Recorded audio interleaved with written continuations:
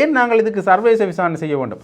உள்ளக விசாரணை மூலமாக நாங்கள் இது சம்பந்தமான ஊடகங்களை விசாரணைகளை நடத்தி பார்க்கலாம். ஒருவருக்கு நீதி கிடைக்க வேண்டுமென்றால் அவர் எந்த எல்லைக்கும் சென்று அந்த நீதியை பெற்றுக்கொள்ளலாம். அதற்காகத்தான் இத்தனை நீதிமன்றங்கள்.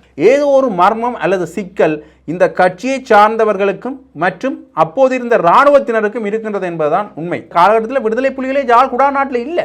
இவர் சர்வதேச விசாரணையை கேட்கின்றார் என்றால், யாரு? சோமரத்ன ராஜபக்ச சர்வதேச விசாரணைக்கு ஆர்வம் காட்டுகின்றார் என்றால் அவருக்கு உயிராபத்து இருக்கின்றது. உதயகுடியை மூடி மறைக்கிற மாதிரி அதை மூடி மறைத்து விடலாம் என்கின்ற ஒரு எண்ணப்பாட்டில் இருந்தார்களா? இப்போ இந்த மனித உரிமைகள் ஆணைக்குழு வந்தது ஒரு இறுக்கமான விஷயமாகத்தான் பார்க்கப்படுது. ஏன்னா இந்த கடிதம் வந்தா பிறகு மனித உரிமைகள் ஆணைக்குழு இங்கே வந்திருக்கு. பரந்துபட்ட அளவிலான ஆய்வை மேற்கொள்ளுதல் தான். ஏற்கனவே 2 இடத்துல ஆய்வுகள் மேற்கொள்ளப்பட்டது, அது எல்லாருக்குமே தெரிஞ்ச விஷயம். யாருமே தொடர்பாக வந்து உதவி யாரிடமும் உலகத்தில் யாரிடம் உதவி கோரலாம். இது மிக செவ்வனே நடைபெறதாகவும் திரு பேராசிரியர் ராஜ் சோமதேவ் அவர்களுடைய தலைமையின் கீழ் மிக சிறப்பாக இந்த அகழ்வு நடந்து கொண்டிருப்பதாகவும் நாங்கள் அறிகிறோம். This process can be strengthened. We can see a lot of hard work has been expended on this process. A lot of expertise is developing, so it's evolving expertise, and if more expertise is required, we will certainly make those recommendations. உண்மை வெளிக்கொண்டு வரப்பட வேண்டும். அதுக்கு என்ன செய்யலாம் என்பதை பற்றி எம்முடைய விதந்துரைகளையும் நாங்கள் முன்வைப்போம். நான் ஏற்கனவே குறிப்பிட்டது போல எம்முடைய முழுமையான நோக்கம் என்னவென்றால் இங்கு நடந்த விஷயங்களை பற்றிய உண்மை வெளிக்கொண்டு வரப்பட வேண்டும்.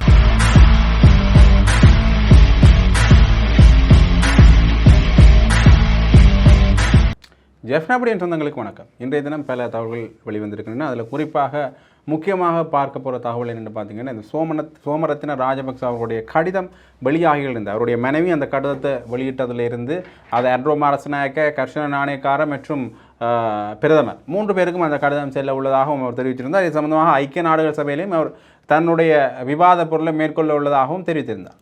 சரி, இது இவ்வாறு இருக்க இந்த கடிதம் தொடர்பான விஷயங்கள் பல அதிர்வலைகளை ஏற்படுத்தியிருக்கு. குறிப்பாக அவர் குறிப்பிட்ட இந்த சில விஷயங்கள், உதாரணமாக இன்னும் பல மனித புதைக்குழிகள் மற்றும் வதமுகாங்கள் இருக்குது, அது தொடர்பான விஷயங்களை வெளியிடுவேன் என்றும், ஏன் இதுவரை காலமும் மிகப்பெரிய அதிகாரிகளை, உயர் பதவியில் இருக்கின்ற அதிகாரிகளை இன்னுமே கை செய்யலை என்கின்ற கேள்வியும் உண்மையிலே இந்த அரசாங்கத்துக்கு மட்டுமில்லாமல் சந்திரிகா காலத்திலிருந்து வந்த அரசாங்கங்களுக்கு ஒரு பேரடியாகத்தான் இருந்திருக்கின்றது என்று சொல்ல வேண்டும். அது மட்டும் இல்லாமல் குறிப்பாக இந்த ராஜபக்சவாக இருக்கட்டும், ரணில் விக்ரமசிங்கவாக இருக்கட்டும், ஏன் இந்த விஷயத்தில் சரியான விசாரணையை மேற்கொள்ளலை என்கின்ற கேள்விகள் இருந்திருக்கின்றன. ஏன்னால் செம்மணிய மனித புதைக்குழி சம்பந்தமான விடயம் இந்த சந்திரிகா அவர்களுடைய காலத்திலிருந்தே கிளறப்பட்டது.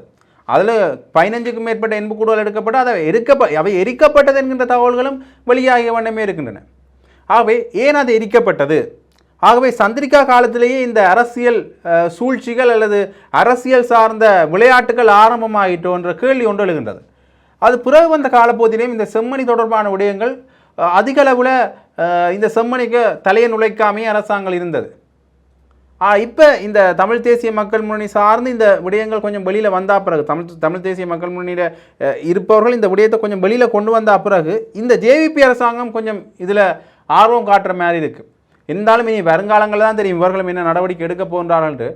ஆக இந்த விடயம் வெளியில் வந்தோடனே சரத் வீரசேகர போன்றவர்கள் கொஞ்சம் இது சம்பந்தமான விடயங்களில் ஆர்வம் காட்ட வலிக்கிறார்கள். ஏன் அதை அவர் சொல்கின்ற பொழுது, அவர் பேசுகின்ற பொழுது ஒரு விஷயத்தை சொல்கிறார், ஏன் நாங்கள் இதுக்கு சர்வதேச விசாரணை செய்ய வேண்டும்?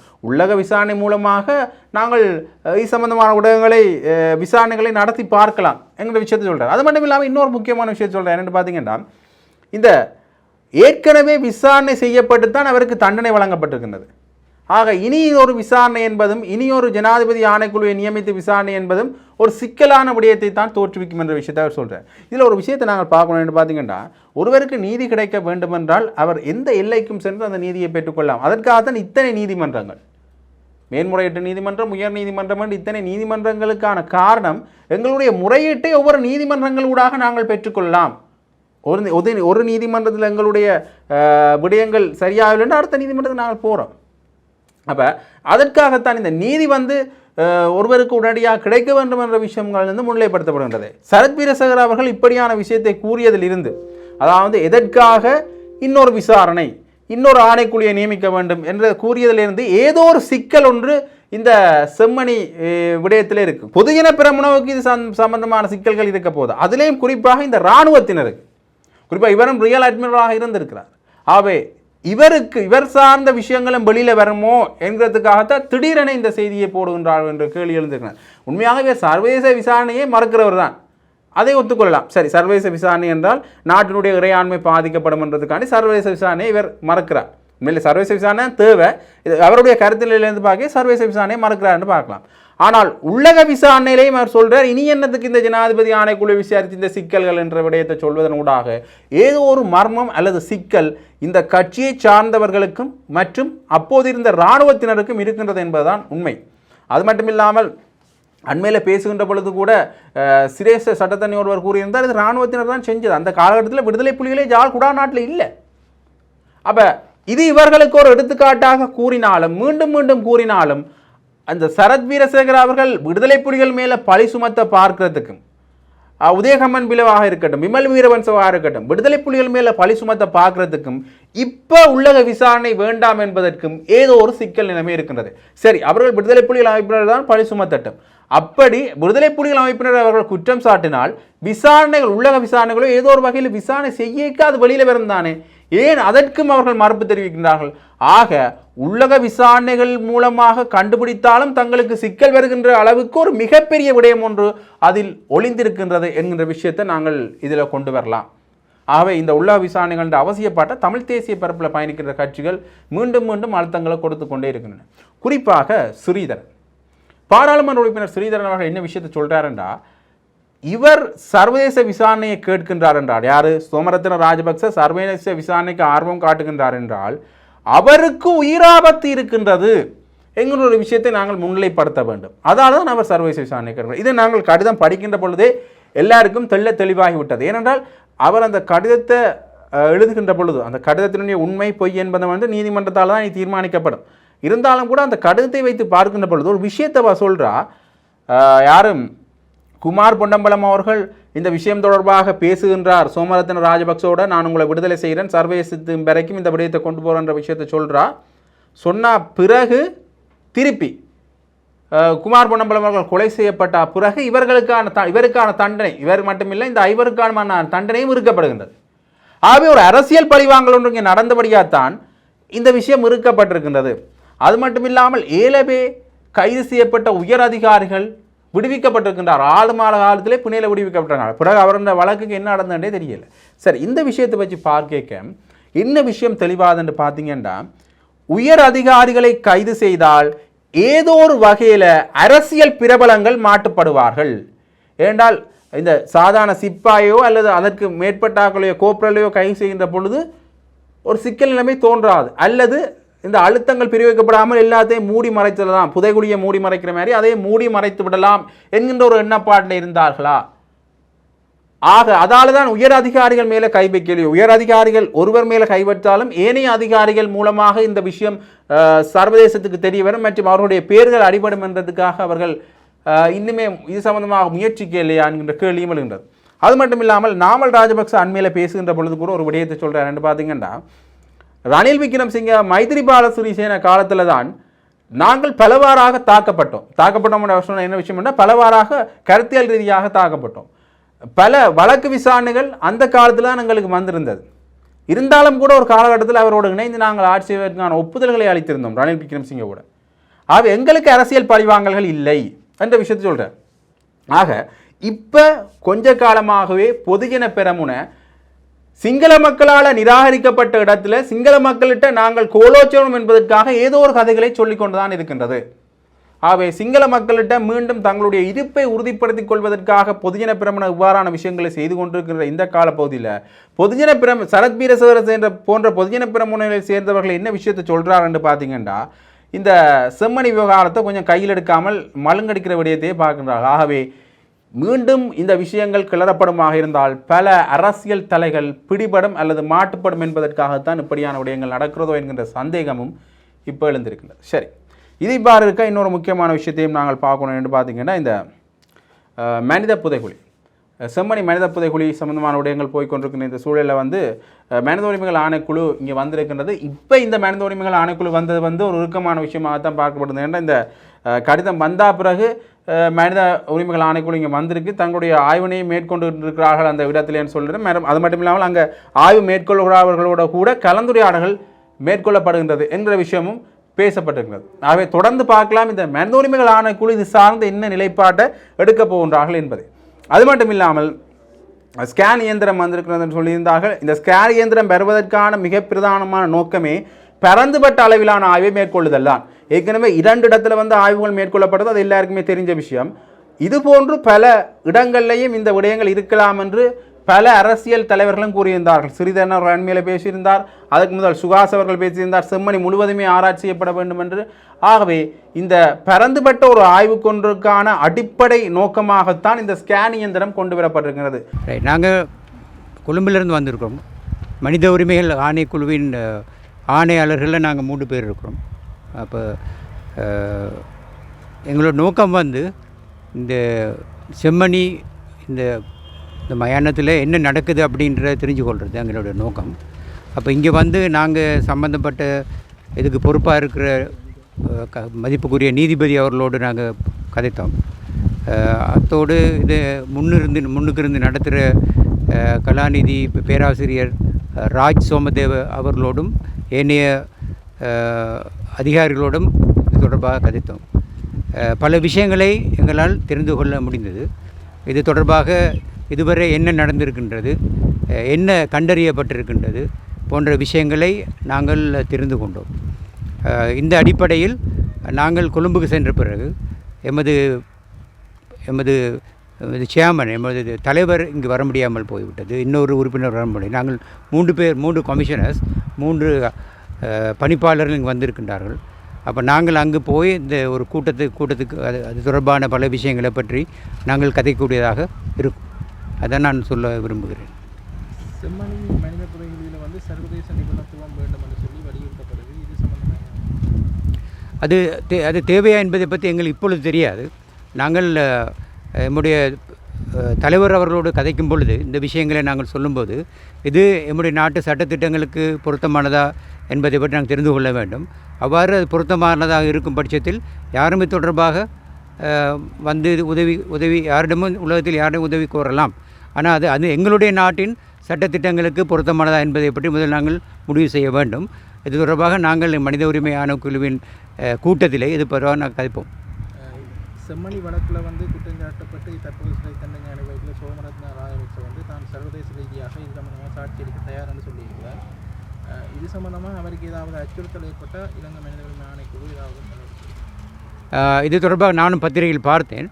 இது தொடர்பாக அச்சுறுத்தல் ஏற்படும் பட்சத்தில் அவர் மனித உரிமை ஆணைக்குழுவை நாடுவாராக இருந்தால் எங்களால் என்ன செய்ய முடியுமோ அதை மனித உரிமை ஆணைக்குழு செய்யும். குடும்பங்கள் தொடர்ச்சியாக ஒரு சர்வதேச கண்காணிப்புடன் கூடிய சர்வதேச நிபுணத்துவம் இந்த அகழ்விலேயும் இந்த இது தொடர்பான விசாரணையிலையும் தேவை என்று கேட்கிறது. அந்த வகையில் 99ஆம் ஆண்டு நடந்த இந்த செம்மணி மனித புதைகுழி அகழ்வில் அந்த நேரம் 4 சர்வதேச நிபுணர்கள் நேரடியாக இந்த வழக்கில் பங்கேற்றி தங்கள் நிபுணத்துவத்தை வழங்கியிருக்கணும். அந்த ரீதியில் மனித உரிமை ஆணைக்குழு இந்த அகழ்வு தற்போது நடந்து கொண்டிருக்கிற நடவடிக்கையில் அப்படி ஒரு நிபுணத்துவத்தை வழங்குறதுக்கு எதுவும் பரிந்துரைகளை முன்வைக்குமா? அது தொடர்பாக அவங்க நிலப்பாடு. இப்பொழுதுள்ள இந்த அகழ்வு மிக சிறப்பான முறையில் நடந்து கொண்டிருப்பதாக நாங்கள் கருதுகிறோம். இது தொடர்பான எதுவும் தடைகள் அல்லது மேலதிக நிபுணத்துவம் அவசியமாக இருப்பதாக எங்களுக்கு தெரியவில்லை. நாங்கள் இங்கே உள்ள நிபுணர்களோடு கதைத்த பொழுது இது மிக செவ்வனே நடைபெறதாகவும் திரு பேராசிரியர் ராஜ் சோமதேவ அவர்களுடைய தலைமையின் கீழ் மிக சிறப்பாக இந்த அகழ்வு நடந்து கொண்டிருப்பதாகவும் நாங்கள் அறிகிறோம். அவ்வாறு சிறப்பாக நடைபெறும் பட்சத்தில் இதற்கான சர்வதேச நிபுணத்துவம் அவசியம் என்று எங்களுக்கு தெரியாது. ஆனால் அவ்வாறு தேவைப்படும் பட்சத்தில் இது தொடர்பாக நாங்கள் கலந்துரையாடலாம். இந்த மனித புதைகுழிகளை அகழ்றதில் இலங்கையில் அது தொடர்பாக ஆய்வுகளை செய்கிற நிபுணத்துவம் இல்லை, அதுக்குரிய ஒரு லேக் ஒன்று இருக்குன்னு சொல்லி ஒரு குற்றச்சாட்டு முன்வைக்கப்படுது. அது தொடர்பாக மனித உரிமை ஆணைக்குழு கவனம் செலுத்தும். இவ்வாறான குற்றச்சாட்டு இருப்பதாக எனக்கு தெரியவில்லை. ஆனால் மனித உரிமை ஆணைக்குழு தொடர்பான குற்றச்சாட்டு வந்திருக்குதா என்பதை பற்றி நாங்கள் இதை பற்றி ஆய்வு செய்ய வேண்டும். எனக்கு தனிப்பட்ட முறையில் ஒரு ஆணையாளர் என்ற அடிப்படையில் எனக்கு இது விஷயமாக எனக்கு தெரியறதுக்கு வாய்ப்பு இல்லை. நீங்கள் அவதானித்ததன் அடிப்படையில் கொஞ்சம் இருங்க. what I told them, what I told them. The purpose of our visit is to come and observe for ourselves the progress that is being made at this site. We recently issued a report to the Committee on Enforced Disappearance that has been established under the Convention on Enforced Disappearance as a UN committee, and one of the points in our report was that necessary resources and expertise and technology must be provided so that mass grave sites can be properly investigated, and we stand by that recommendation.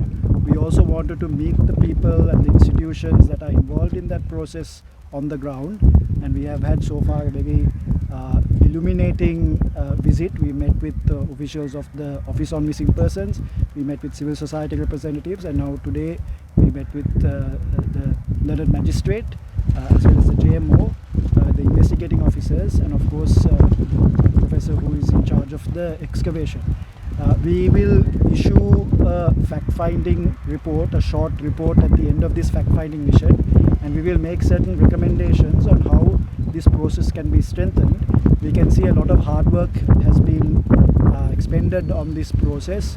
A lot of expertise is developing, so it's an evolving expertise, and if more expertise is required, we will certainly make those recommendations in our report to ensure that the process is successful. At the end of the day, the most important thing is that the truth is discovered. So if we are very serious about the truth being discovered, the process must not be interfered with in any way, and as far as we can see, there is no political interference with this process, so that space must be continuously provided to the experts on the ground. But if more support is needed, we will certainly recommend that to strengthen the process. Any other questions? நேற்று வந்த பிறகு இந்த OMB காணாமல் போனோருடைய சங்கத்தின் அமைப்புடைய உறுப்பினர் சிலரோடு வேறு சிலரோடும் நாங்கள் தொடர்பாக கலந்துரையாடினோம். அப்போ அவர்கள் மூலமாக இங்கு நடக்கின்ற விஷயங்களை பற்றி நாங்கள் தெளிவாக அறிந்து கொள்ளக்கூடியதாக இருந்தது. மனித உரிமைகள் ஆணைக்குழுவுடைய முற்றுமுழுதான நோக்கம் உண்மைகள் வெளிக்கொண்டு வரப்பட வேண்டும். எவ்வளவு சிரமங்கள் இருந்த பொழுதும் கூட உண்மைகள் வெளிக்கொண்டு வரப்பட வேண்டும். அந்த உண்மைகளை வெளிக்கொண்டு வர மனித உரிமைகள் ஆணைக்குழு தன்னால் என்னென்ன விஷயங்களை செய்ய முடியுமோ அந்த விஷயங்களை செய்யும் என்பதை நான் உறுதியாக சொல்லிக்கொள்ள விரும்புகிறேன். அதில் எல்லாருடைய உதவியும் அது மிக முக்கியமானது. எல்லாருடைய உதவியும் அவசியமானது.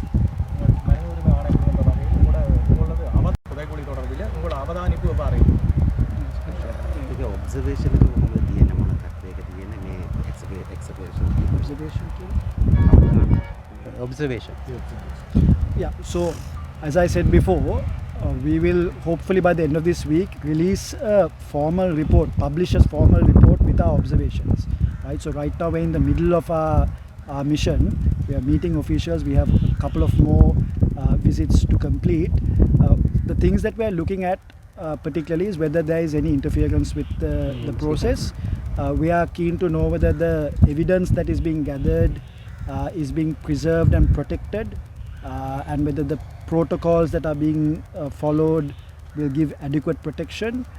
We will also look at whether the necessary support in terms of resources is being allocated, and whether those resources are being received in a timely manner. And all of those observations we will be putting in a report, and hopefully by the end of the week we will be releasing that report. We will also include some recommendations in that report in terms of what can be done to strengthen this process. But as Professor Thanaraj said, so far our observations is that essentially a lot of hard work is being carried out. I mean, there is certainly a lot of expertise on the ground, and we see that as a major strength. Now, to continuously ensure that the outcome is secured, that process must be permitted to continue without interference, and that is the position that the Commission will make initially, but of course a more detailed report we will release in a few days. சில கண்டு கதைத்தோம். இந்த அவதானிப்புக்கு பிறகு இன்னும் கூட வேறு நாங்கள் போகிறதுக்கு முன்பதாக சிலரோடு கதைக்க இருக்கின்றோம். நாங்கள் கொழும்பு போன பிறகு நம்முடைய மனித உரிமைகள் ஆணைக்குழுவின் தலைவர் ஏனைய உறுப்பினர்களோடு நாங்கள் தொடர்பாக எங்களது அவதானங்கள் குறித்து கலந்து பேசி இந்த வார இறுதி அல்லது அடுத்த வார இறுதிக்குள் எமது அவதானங்கள் குறித்து ஒரு பொதுவான அறிக்கையை நாங்கள் வெளியிடுவோம். அந்த அறிக்கையில் நாங்கள் என்ன சொல்லுவோம் என்றால், இதுவரை நடந்த விஷயங்களை பற்றி திருப்தியை நாங்கள் செய்வதோடு உண்மை வெளிக்கொண்டு வரப்பட வேண்டும், அதுக்கு என்ன செய்யலாம் என்பதை பற்றி எம்முடைய விதந்துரைகளையும் நாங்கள் முன்வைப்போம். நான் ஏற்கனவே குறிப்பிட்டதை போல எம்முடைய முழுமையான நோக்கம் என்னவென்றால், இங்கு நடந்த விஷயங்களை பற்றிய உண்மை வெளிக்கொண்டு வரப்பட வேண்டும். அதற்கு மனித உரிமை ஆணைக்குழு என்ன செய்யுமோ அதை செய்யும். To the media, this is a very sensitive issue, it's a very emotional issue, and there has to be some level of restraint when reporting on this issue. So I ask the media also to report responsibly, report the facts, quote people who are knowledgeable on the issue and on the ground, and make sure that the correct impression is communicated to the public, because that is extremely important. There will be various forces that try to disrupt what is happening today. So we are all collectively responsible to make sure that this happens in an independent manner and we see the outcome that the people can be satisfied with.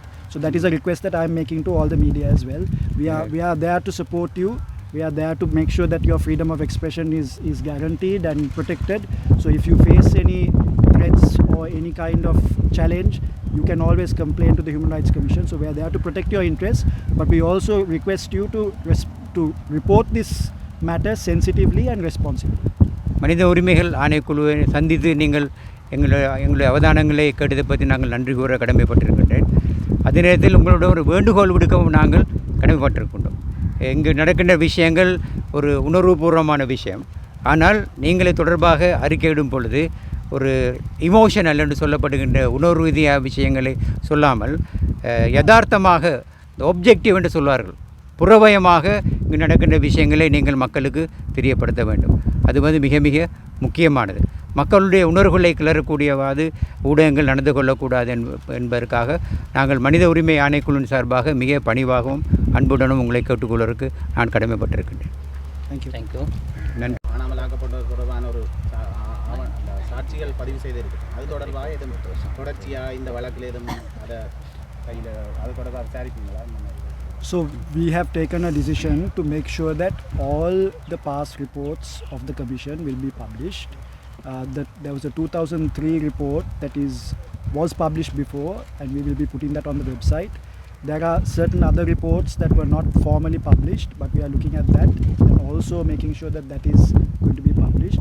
None of the previous reports, including the inquiry proceedings, will be kept without publishing. That is something that we are very keen on doing, because we believe that these things have to be put in the public domain transparently. Of course, there will be certain sensitive details of complainants and victims that may not be published because of the risk factor there. But apart from that, the inquiry reports will be put in the public domain very shortly. எங்களுடைய இன்னும் வெளியிடப்படாமல் இருக்கின்றன சகல அறிக்கைகளும் முடிந்தவரை விரைவாக வெளியிடப்படும். அந்த ROMs மாணவர்கள் அண்மையில் ஒரு ரெக்கமெண்டேஷன் வந்து வெளியிட்டிருக்காங்க. அது தொடர்பாக அரசு எதுவும்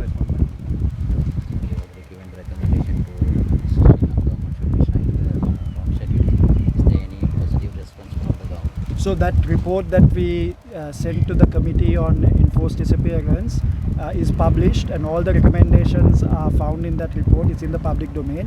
Sri Lanka is being reviewed by the committee in September, and we are also planning to attend that session.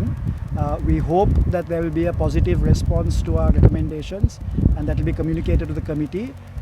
We are in constant touch with the relevant actors, but we have not got a formal response as yet. We anticipate that in September during the session there will be a formal response to some of our recommendations as well. இப்போ இந்த இரண்டு விடயங்களும் ஏதோ ஒரு வகையில் இந்த மனித புதைகுழிகளுக்கான அடுத்த கட்ட முயற்சி அல்லது ஒரு அடுத்த படிநிலை என்று சொல்லலாம். அடுத்ததாக காணாமலாக்கப்பட்டோர் சங்கத்தினுடைய தலைவி லீலாதேவி அவர்கள் சொல்கின்ற பொழுது ஒரு முக்கியமான விஷயத்தை சொல்கிறேன் என்று பார்த்தீங்கன்னா, இந்த கடிதம் எங்களுக்கு கிடைத்த ஒரு அதிர்ஷ்ட லாபச்சீட்டு போல தான். ஏனென்றால் இதுவரை காலமும் நாங்கள் சர்வதேச நீதியை வேண்டிக் கொண்டிருந்த நாங்கள் இப்போ சிங்கள தரப்பிலிருந்தே அந்த குற்றவாளிகிட்டேருந்தே சர்வதேச விசாரணை வேண்டும் என்கிற ஒரு விடயம் வெளிக்கொணரப்பட்டிருக்கிறது. ஆகவே சர்வதேச விசாரணை சம்பந்தமான விடயத்துக்கு ஒரு எடுகோலாக அல்லது ஒரு அடுத்த கட்டமாக நாங்கள் இதை பார்க்க வேண்டும். தொடர்ந்துமே இந்த விஷயங்கள் வெளிவந்த வண்ணமே இருக்கின்றன. பார்க்கலாம் என்ன விஷயங்கள் இது தொடர்பான அடுத்த திருப்பம். இந்த கடிதம் வந்து ஒரு மிகப்பெரிய திருப்பமாக மாறி இருக்கின்ற செம்மணி விவகாரத்தில், கிருஷாந்தி படுகொலை விவகாரத்தில் ஒரு திருப்பமாக மாறி இருக்கின்றது. எந்த நிலைமையில் அடுத்த கட்டம் போப்பது என்று பார்க்கலாம். அது மட்டும் இல்லாமல் இந்த அதாவது இந்த ஆட்சியாளர்கள் இது தொடர்பாக என்ன விஷயத்தை சொல்கிறார்கள் என்று பார்த்தீங்கன்னா, குறிப்பாக நீதியமைச்சர் கிருஷ்ண நாணயக்கார பேசுகின்ற பொழுது ஒரு விஷயத்தை சொல்கிறார், இந்த கடிதம் இன்னுமே என்னட்ட உத்தியோகபூர்வமாக வர இல்லை, அன்ரோமா அரசநாயக்க விட்டு வந்துட்டோன்று கூட எனக்கு தெரியாது. அப்போ அந்த அவர்கள்ட்ட அவர் இந்த கடிதம் பெற்றுக்கொண்டாரான்றதை கூட உத்தியோகபூர்வமாக உறுதிப்படுத்தினா அப்புறம் தான் இதை சொல்லலாம் என்ற விஷயத்தை சொல்லியிருக்கிறார். ஏதோ ஒரு வகையில் உத்தியோகபூர்வமான விடயங்கள் வெளிவராத பட்சத்தில் இந்த விஷயம் தொடர்பாக அவர்கள் பேசுவது முறையல்லது தான். ஆனால் ஒரு பாரிய அளவில் இது பேசுபொருளாக மாறியிருக்கின்ற இந்த சூழ்நிலையில் இது சம்பந்தமான விடயங்களை இந்த ஆட்சியாளரும் கொஞ்சம் கதைக்க பயப்படுகின்றார்களோ என்கின்ற கேள்வியும் எழுகின்றது. ஏன்னால் நாசூக்காக பேசுகின்ற ஒரு சூழ்நிலையை பார்க்கக்கூடிய மாதிரி இருந்தது. ஏன்னால் எதிர்க்கட்சிகளில் இருக்கின்ற பொழுது ஆவேசப்பட்டவர்கள், எதிர்க்கட்சியில் இருக்கின்ற பொழுது பட்லந்த விவகாரம் தொடர்பாக ஆவேசப்பட்டவர்கள், எதிர்க்கட்சியில் இருக்கின்ற போது பயங்கரவாத திரைச்சட்டம் தொடர்பாக ஆவேசப்பட்டவர்கள் ஆளும் கட்சிக்கு ஆட்சி பீடத்தில் ஏறினா பிறகு ஏன் கொஞ்சம் மெதுவாக அல்லது தாமதிக்கின்றார்கள் என்கிற கேள்வியும் எழத்தான் செய்கின்றது. குறிப்பாக கர்ஷன நாணயக்காரருடைய இந்த பதில் வந்து தமிழ் மக்கள் அல்லது தமிழ் அரசியல் பரப்பில் இருக்கிறவர்கள் கொஞ்சம் முகம் சுளிக்க வைத்திருக்கணும் தான் சொல்லணும். தொடர்ந்து பார்க்கலாம் இந்த ஆட்சியாளர்கள் என்ன நடவடிக்கை எடுக்க போன்றார்கள் என்று. ஏன்னா இது ஒரு பெரிய கேள்வியாக இருக்கிறது. என்ற சரத் வீரசேகர கூட இந்த ஆட்சியாளர்கள் என்ன எடுக்க போன்றார்கள் என்ற ஆர்வம் தனக்கும் இருக்கும் என்ற பொருள்படத்தான் அவரே பேசியிருந்தார். ஆகவே இது சம்பந்தப்பட்டவர்களுக்கும் இது தொடர்பான குற்றங்கள் சாட்டப்படுகின்ற அணியினருக்கும், முன்னாள் ஜனாதிபதிகளுக்கும் மற்றும் தமிழ் மக்கள் சார்பில் இருக்கிறார்களுக்கும், தமிழ் தேசிய பாதையில் பயணிக்கிற கட்சியில் இருக்கிறார்களுக்கும் இந்த அரசாங்கம் என்ன முடிவு எடுக்க போன்றதுன்றது ஒரு கேள்வியாக தான் இருக்கு. சரி, இது பாடு கேட்க இன்னொரு முக்கியமான விடயம், இது சம்பந்தப்படாத ஒரு விடயம். அர்ச்சுனா ராமநாதன் அவர்கள், பாராளுமன்ற உறுப்பினர் அர்ச்சுனா ராமநாதன் அவர்கள் அண்மையில் குற்றப்புலனாய்வு திணைக்களம் ஒன்றுக்கு சென்றிருக்கின்றார். குற்றப்புலனாய்வு திணைக்களத்தில் தன்னுடைய ஏதோ ஒரு வழக்கு சார்பாக அவர் கலந்துரையாடி இருக்கின்றார் என்கின்ற விஷயம், வழக்கு சார்பான வாக்குமூலம் ஒன்றை கொடுத்திருக்கின்றார் என்கிற விஷயம் வெளித்தெரிய வந்திருக்கின்றது. அண்மையில் கூட அவர்களுடைய சாவகச்சேரி வழக்கு சம்பந்தமாக பார்க்கின்ற பொழுது ஒரு வழக்கு கைவாங்கப்பட்டிருந்தது. அந்த குறிப்பிட்ட வைத்தியர்களாலேயே அந்த வழக்கு கைவாங்கப்பட்டிருக்கிறது. விடி சம்பந்தமாக இவர் வேலையை விட்டு வேலை நீக்கம் செய்த பிறகும், இடமாற்றம் செய்த பிறகும் அந்த விடுதியில் இவர் சிறிது காலம் தங்கியிருந்தார் என்கிற குற்றச்சாட்டு முன்வைக்கப்பட்டிருந்தது. இருந்தாலும் அது கைமாறி இருக்கின்றது, கை வாங்கப்பட்டிருக்கின்றது. மீண்டுமே அதை எடுத்துக்கொண்டிருக்கின்றார்கள். பிறகு அது இணக்க சபைக்கு கொடுக்கப்பட்டிருக்கின்றதுன்னு சொன்னார்கள். இனி வருங்காலங்களில் அதற்குரிய அடுத்த கட்ட தீர்ப்புகளை நாங்கள் பார்க்கலாம். அவை அர்ச்சுனா ராமநாதனும் வழக்கும் மாறி மாறி நடந்து கொண்டே இருக்கின்றது. தொடர்ந்து பார்க்கலாம் இது தொடர்பான இந்த திருப்பங்கள் வரப்போன்றது என்பதை. இப்படியாக இந்த தமிழ் அரசியல் பரப்பிலையும் சரி, இந்த தென்னிலங்கை அரசியல் பரப்பிலையும் சரி, இந்த சோமரத்ன ராஜபக்சனுடைய கடிதம் ஒரு பெரிய மாற்றத்தை அல்லது அதிர்வலைகளை ஏற்படுத்தி இருக்கின்றதான் சொல்ல வேண்டும். தொடர்ந்து பார்க்கலாம் இது தொடர்பான விடயங்கள் என்ன நிலைமையை எட்டப் போகின்றன என்பதை.